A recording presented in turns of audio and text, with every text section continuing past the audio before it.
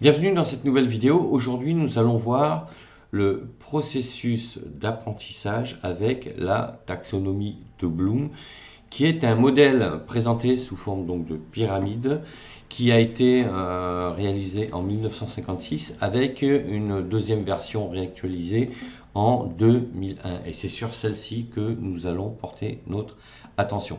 Donc, en quoi consiste ce concept de la taxonomie de Bloom? Alors, ce concept nous explique que l'apprentissage se fait donc en 6 étapes. Donc je rappelle, hein, c'est la version révisée de 2001.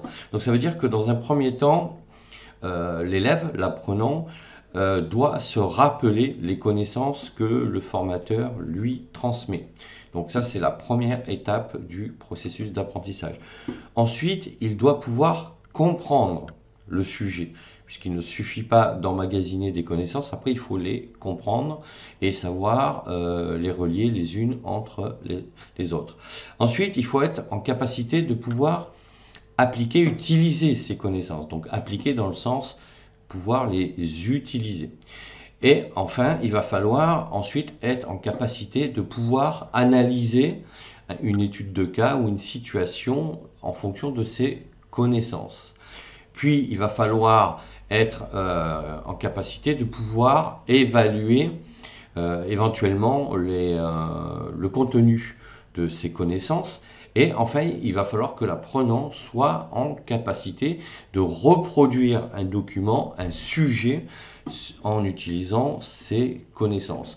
Donc voilà en quoi consiste la taxonomie de Bloom, donc qui a été un modèle qui a été créé en 1956, révisé en 2001, et qui nous explique ce concept du processus de l'apprentissage en 6 étapes. Donc quand un formateur conçoit une formation, il peut tout à fait utiliser, d'ailleurs c'est un modèle qui est largement utilisé dans l'enseignement académique, hein, qui est aussi utilisé par les formateurs en formation professionnelle et qui permet comme ça de vérifier étape par étape l'état d'avancement et de progression d'un stagiaire, d'un élève ou d'un apprenant.